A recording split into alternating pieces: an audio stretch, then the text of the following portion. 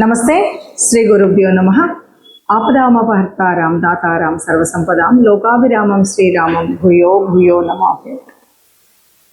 శ్రీమాత శ్రీ మహారాజ్ఞి శ్రీమత్ సింహాసనేశ్వరి చిదగ్నికుండ సంభూత దేవకార్య సముద్యత ఉజ్జిత్వాను సహస్రాభ చతుర్బాహు సమన్విత రాగస్వరూపాషాఢ్య తల్లి శ్రీమాత శ్రీమాత్రే నమః. ప్రతి మాసం చెప్పుకున్నట్టుగా జూలై మాసానికి మరి గోచార స్థితిగతులు ఎలా ఉన్నాయి, ఆ గోచారంలో ఉన్నటువంటి ఈ గ్రహాల స్థితిని బట్టి యుతిని బట్టి మనకి ఒక్కొక్క రాశి వారికి అంటే ద్వాదశ రాశుల వారికి ఏ రకంగా ఉంటుంది అన్నది చూద్దాం. దానికి గాను అసలు మనం ఈ జూలై మాసాన్ని కనుక తీసుకున్నట్టయితే జూలై 1 నుండి 14 వరకు మనకు నిజ జ్యేష్ఠ మాసం నడుస్తుంది. ఎందుకంటే ఈసారి అధిక జ్యేష్ఠ మాసం వచ్చింది కాబట్టి ఇక్కడ మనకు నిజ జ్యేష్ఠ మాసంలో మనకు కనిపిస్తాం. ఆ తర్వాతి కాలం అంతా కూడా ఆషాఢ మాసం వస్తుంది. సో మనకి జూలై ఇటు నిజ జ్యేష్ఠ మాసం అటు ఆషాఢ మాసం రెండు కలిసి ఉండటం అనేటువంటిది కనిపిస్తుంది. దీంతో మనకు మారుతున్నటువంటి కాలగతులు కూడా మారుతాయి. ముఖ్యంగా అయనం కూడా మారేటువంటి పరిస్థితి మనం ఈ మాసంలో చూస్తాం. అంటే ఉత్తరాయణ కాలం నుండి దక్షిణాయన కాలంలోకి మళ్ళీ మనకు సూర్యుడు ప్రవేశించేటువంటి సమయం ఇందులో కనిపిస్తుంది. మరి ఇలా ఉన్నప్పుడు ఈ మాసానికి గాను గ్రహాలు ఎలా ఉన్నాయి అని కనుక మనం చూసినట్టయితే కుంభరాశిలో రాహు ఉన్నాడు, అలాగే మీనంలో శని, ఇవి దీర్ఘకాలికంగా ఉంటున్నటువంటివి. అలాగే మేషంలో కుజుడు ఉన్నాడు, దాదాపు 15 తర్వాత వృషభంలోకి మారుతున్నటువంటి పరిస్థితి. ఇక మిథునంలో బుధుడు రవి, అలాగే మరి కర్కాటకంలో గురు శుక్రులు. ఈ గురు శుక్రులు ఇద్దరు ఉన్నటువంటి దాంట్లో నుండి మరి 15 తర్వాత శుక్రుడు మళ్ళీ సింహరాశిలో కలవడం అనేటువంటి జరుగుతుంది. సింహంలో కేతువు ఉంటాడు. ఈ రకంగా మనం ఒక రకంగా చూసినట్టయితే కుంభం నుండి కేతు వరకు, కుంభం నుండి దాదాపు సింహం వరకు రాహు కేతుల మధ్యలో ఉంది. దీన్ని మనము కాలసర్ప దోషం కింద కూడా గమనిస్తూ ఉంటాం. ఈ కాలసర్ప దోషం అంటే ఎప్పుడైతే అన్ని గ్రహాలు కూడా అంటే అన్నీ కూడా రాహు కేతువుల మధ్యలో మిగతావన్నీ ఉన్నప్పుడు తప్పనిసరిగా ఈ సమయంలో పుట్టిన పిల్లలందరికీ కూడా రాహు కేతువుల మధ్యలో ఉంటారు కాబట్టి మనకి సర్పదోషం అనేటువంటిది ఒకటి ఏర్పడుతుంది అన్నటువంటిది అందరికీ తెలిసినటువంటి విషయం. ఇక ఇప్పుడు మరి ఈ మాసానికి ఫలితాలు ఎలా ఉన్నాయో చూద్దాం. దీనికి అంటే మనం ఒక ద్వాదశ మాసాలకు కనుక చూసే ముందు ఒక మాట చెప్పుకోవాలి. ఎందుకు అంటే అసలు ప్రతి మాసంలో నిజంగా మా గతి మారుతుందా, మా స్థితి మారుతుందా అనేవాళ్ళు అనేకం కనిపిస్తూ ఉంటారు. నిజంగా గతి స్థితి మారుతుందా అంటే ఇది దేని మీద ఆధారపడుతుంది అంటే గ్రహాల యొక్క గతులను బట్టి, గ్రహాల యొక్క యుతిని బట్టి, గ్రహాల యొక్క స్థితిని బట్టి, దృష్టిలను బట్టి మార్పు అనేది అయితే ఉంటుంది.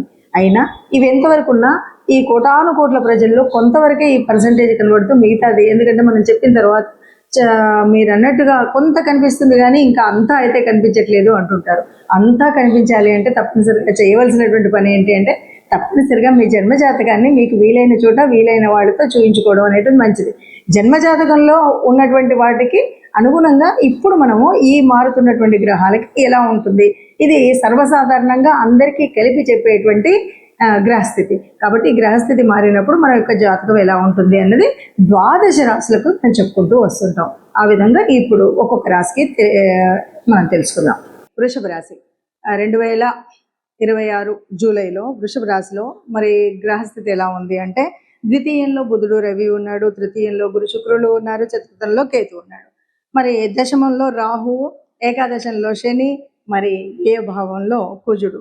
మరి ఇలా ఉన్నప్పుడు మనకి ఎలాంటి పరిస్థితి ఉంటుంది అంటే ద్వితీయంలో ఉన్నటువంటి బుధుడు ఇది కుటుంబ స్థానము, మనకు ధనస్థానము, వాక్ స్థానం కాబట్టి బుధుడు అంటే చక్కటి మంచి మాటని ఇస్తాడు, చక్కగా ధనాన్ని ప్రోగు చేసుకునే సమయం ఇస్తాడు, అన్నీ ఉంటాయి. కాబట్టి వ్యాపార విషయంలో కానీ ఏదైనా కానీ ధనం ఏదో రకంగా వృద్ధి చెందే విధంగానే ఉంటుంది. ఓవరాల్గా చెప్పాలంటే వృషభ రాశి వారికి ధన సంబంధమైనటువంటి విషయాల్లో చాలా బాగుంటుంది అని చెప్పొచ్చు.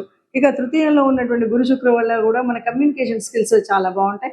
మనం చెప్పింది వేదంలాగా ఉంటుంది. గురు తత్వంలాగా ఎవరికైనా సరే ఏదైనా చెప్తే చక్కగా వింటారు, వీళ్ళు మంచి చెప్తారు అనేటువంటి భావంతో ఉంటారు. చక్కగా 3లో ఉన్నటువంటి గురు శుక్రుల పుణ్యఫలం వల్ల బాగా ఉంటుంది. ఇక 4 ఇది కుటుంబ స్థానం, ఇందులో కేతు ఉన్నాడు. కేతు ఉన్నప్పుడు కాస్త జాగ్రత్తగా ఉండాలి. లేదా మనం చేసేటువంటి అన్నీ కూడా ఒక రకంగా వైరాగ్యము కనిపిస్తుంది కుటుంబంలో, ఒక రకంగా మన దేవత ఆరాధనలు, దైవ ఉపాసనలు ఇలాంటివి కూడా కనిపించేటువంటి అవకాశం ఉంది. ఇక దశమంలో రాహు ఉన్నాడు, కొద్దిగా జాగ్రత్తగా ఉండాలి. మరి 11వ స్థానంలో శని. ఇది కొంచెం మనకు పూర్వీకుల నుండి వచ్చేటువంటి ఆస్తిపాస్తులు, గురువుల నుండి వచ్చేటువంటి కొద్దిగా వాళ్ళ దీవెనలు ముఖ్యంగా బాగుంటాయి. ఇక 12వ స్థానంలో కుజుడు ఉన్నాడు వ్యయభావంలో. ఇది గుర్తుపెట్టుకున్నట్టయితే మనం ఎట్లాగా ఉంటే బాగుంటుంది అన్నది కూడా మనం చేయొచ్చు. ఎట్లా ఉంటుందంటే ఈ నెలలో దాదాపుగా 3/2 గ్రహాల యొక్క అనుకూలత అయితే మనకు ఓవరాల్గా కనిపిస్తూ ఉంది. దాన్ని బట్టి ధన స్థానంలో ఉన్నటువంటి గ్రహాల బట్టి కూడా ధన సూచన కూడా బాగుంది. జన్మంలో కుజుడు ఉన్నాడు కాబట్టి తప్పనిసరిగా మనం పాటించాల్సినటువంటి నియమాలు ఏమైనా ఉన్నాయంటే మనం ప్రయాణం చేసేటప్పుడు చాలా జాగ్రత్తగా ఉండాలి. తప్పనిసరిగా ఏ ప్రయాణం చేస్తున్నా కూడా దూకుడుతనం అనేటువంటిది బాగా తగ్గించుకోవాలి. లేదు అంటే కొన్ని కష్టాలు తప్పవు. స్నేహభావంగా వ్యవహరించలేక పోవడం అనేది మనకు కనిపిస్తుంది ఎంతైనా సరే ఈ దూకుడుతనంతో. దీంతో కొంత డిస్టర్బెన్సెస్ వస్తాయి కాబట్టి అందరితో సమన్వయంగా ఉండడం చాలా మంచిది. కుటుంబంలో మనం చెప్పాలంటే ఏకవాక్యతలు, ఉమ్మడిగా వ్యవహరించుకోవడం వంటివి ఉంటాయి. అందరూ కూడా ఒకరి మాట లాగానే ఉంటుంది. పూర్వార్ధంలో మొదటి పక్షంలో కనుక మనం చూసినట్టయితే ఆరోగ్యానికి సంబంధించినంత వరకు కొంత జాగ్రత్త తీసుకోవాల్సినటువంటి పరిస్థితి తప్పనిసరిగా చెప్పుకోవాలి. ఇక విద్యార్థులకు కనుక చూసుకున్నట్టయితే చాలా వరకు మంచి అనుకూలమైనటువంటి పరిస్థితి ఉంటుంది. అంటే చిన్న తరగతుల్లో చదివే పిల్లలకైనా, పెద్దవాళ్ళలో ఎవరైనా సరే సీట్ల కోసం వెతికే వాళ్ళు కానీ, వాళ్ళు ఏ రకమైనటువంటి విద్యలో వాళ్ళు జాయిన్ అవ్వాల్సినటువంటి స్థితి ఉందో వాళ్ళు అనుకున్నది అనుకున్నట్టుగా మంచి అవకాశాలు అయితే ఉంటాయి అని చెప్పచ్చు. ఇప్పటి వరకు మీరు ఈ గ్రహస్థితిని చూశారు కాబట్టి ఈ గ్రహస్థితి మరి ఇలా ఉన్నప్పుడు ఎవరం కూడా కష్టాలను ఆశించం, ఎవరు కూడా కష్టాలు ఇష్టపడం. అయినా గ్రహస్థితి ఇలా ఉంది. ఎప్పటి నుండో అనుభవిస్తున్న కష్టాలు ఉన్నాయి, నష్టాలు ఉన్నాయి. అందరికీ ఆశాజనకంగా ఉండే విధంగా ఉండాలన్నదే ఉంది. కాబట్టి మనకు తప్పనిసరిగా కావాల్సినటువంటిది దైవానుకూలం, అలాగే గ్రహాల యొక్క అనుకూలత కావాలి. మనం ఏది ఏమన్నా గ్రహాల సంచారాన్ని బట్టి ఉంటుంది, కానీ మనకు అనుకూలించే విధంగా ఉండాలి అంటే మనం పుట్టినరోజు తెచ్చుకున్న ప్రారంభాన్ని బట్టే ఉంటుంది. పుట్టినప్పుడు మనం తెచ్చుకున్నటువంటి ప్రారంభం వల్ల కొన్ని యోగించేవి, కొన్ని యోగించేవి ఉంటాయి. అయినప్పటికీ ఇలాగ మనం ఏదైతే గోచారం చూస్తూ ఉన్నామో, గోచారంలో జరిగేటువంటి మార్పుల వల్ల కొంత ఉపశమనం పొందడానికి మాత్రం లాభం ఉంటుంది.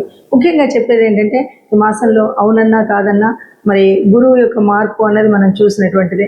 ఈ గురువు మార్పు వల్ల ఈ గురువు అనుకూలంగా ఉన్నవాళ్ళు, అనుకూలంగా లేని వాళ్ళు అన్నది కాకుండా ఒకటి మనం చేయాల్సింది ఏంటంటే గురు గ్రహానికి మనం అంటే ఏదైనా ఒక గురు మంత్రాన్ని తీసుకొని ఈ మాసం అంతా కూడా తప్పనిసరిగా చేసుకోవాల్సినటువంటిది ఏంటంటే గురు మంత్రాన్ని తీసుకొని, అంటే ఏ గురువుకు సంబంధించినటువంటి మీకు సంబంధించినటువంటి దక్షిణామూర్తి అవ్వచ్చు, దత్తాత్రేయుల వారు అవ్వచ్చు, లేదా మీకు సంబంధించిన స్వయం గురువులు అవ్వచ్చు, లేదు ఇలా ఏ గురువుకు సంబంధించిన స్తోత్రం ఉన్నా ఆ స్తోత్రాన్ని మనం పాటించడం, లేదు నవగ్రహాల్లో ఉన్నటువంటి బృహస్పతికి సంబంధించినటువంటి శ్లోకం, ఇది నిత్య పారాయణంగా పెట్టుకున్నట్టయితే మనకు ఈ గోచారం వల్ల ఏదైనా చెడు జరిగేది ఉంటే మీకు గురువు ఆ చెడును జరగకుండా సర్వవేళలా కాపాడుతూ ఉంటాడు.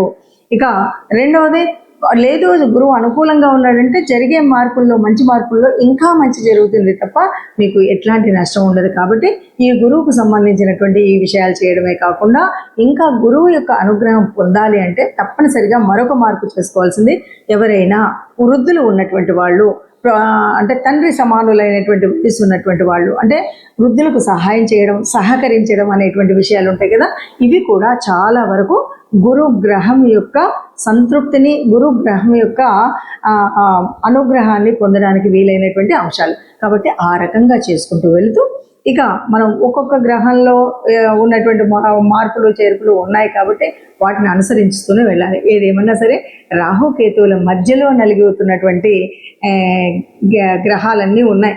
ఈ సమయంలో ఏది ఏమన్నా సరే వీలైనంత వరకు సుబ్రహ్మణ్య స్వామి దర్శనం కానీ, సుబ్రహ్మణ్య స్వామికి సంబంధించినటువంటి వరకు ఏదైనా స్తోత్రం, స్తుతి ఇలాంటివైనా చేసుకున్నట్టయితే చాలా వరకు మనం అనుకున్నటువంటి కష్టాలు ఏవీ లేకుండా నిబ్బరంగా ముందుకు వెళ్ళేటువంటి పరిస్థితి కనిపిస్తుంది.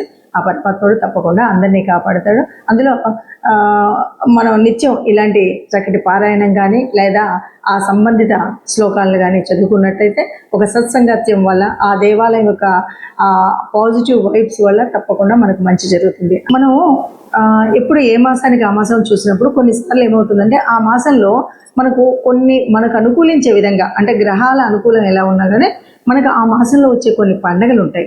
ఆ పండగల యొక్క ఫలితాన్ని కూడా పొందేటువంటి అర్హత పొందాలి అంటే తప్పనిసరిగా దానికి సంబంధితమైనటువంటి పూజలు చేసుకోవడం వల్ల కూడా ఈ గ్రహాల యొక్క అననుకూలత ఏదైతే ఉందో దాన్ని మనం మాయ చేయొచ్చు. ఆ రకంగా కనుక మనం చూసినట్టయితే మనకి 16వ తారీఖు, జూలై 16వ తారీఖు మనకు జగన్నాథ రథయాత్ర ప్రారంభం అవుతుంది. ఆ జగన్నాథుడు అంతకు మించినటువంటి గురువు ఎవరు ఉంటారు మనకి? ఆ శ్రీకృష్ణ పరమాత్మకు సంబంధించినటువంటి తత్వాన్ని చదువుకోవడం, వినడం, లేదా ఆ జగన్నాథ యాత్ర జరుగుతున్నప్పుడు మనం చూడడం, లేకపోతే మన ఏరియాల్లో కూడా ఇవాళ రేపు చేస్తున్నటువంటి జగన్నాథ రథయాత్రలో పాల్గొనడం, ఏదో అక్కడ సంబంధించినటువంటి విషయాలను వినడం చేసినట్టయితే మనకు ఉత్తమమైనటువంటి స్థితి ఉంటుంది. అలాగే మరి 17వ తారీఖు వచ్చేసరికి మరుసటి రోజు నుండి కూడా దక్షిణాయనం ప్రారంభం అవుతుంది. దక్షిణాయన కాలంలో మనం చేయాల్సినటువంటి పుణ్యక్రతువులు బోలెడని ఉంటాయి. వాటన్నిటినీ కూడా ఈ మాసం అంతా అవలంబించినట్టయితే మన కష్టాలు తొలగుతాయి.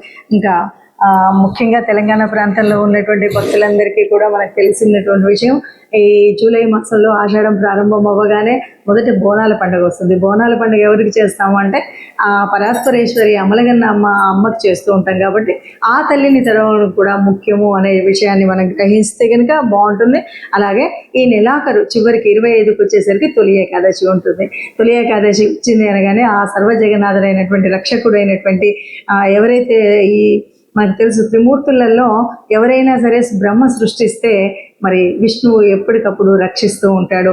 రక్షణ కార్యం చేసేటువంటి ఆ విష్ణుమూర్తిని ప్రార్థించేటువంటి సమయం మనకు తొలి ఏకాదశి. ఏకాదశులన్నీ కూడా విష్ణుమూర్తికి సంబంధించినప్పటికీ తొలి ఏకాదశి రోజు స్వామిని ప్రార్థించినట్టయితే మనకు ఏ రకమైన కష్టాలు ఈ ఒక్క నెలే కాదు, రాబోయే 6 నెలల వరకు కూడా మనం అన్నింటి నుండి హాయిగా ఉండగలిగేటువంటి గ్రహస్థితి మనకు ఉంటుంది అని చెప్పుకోవచ్చు. అందరం బాగుండాలి, అందులో మనం ఉండాలి. జై శ్రీరామ్.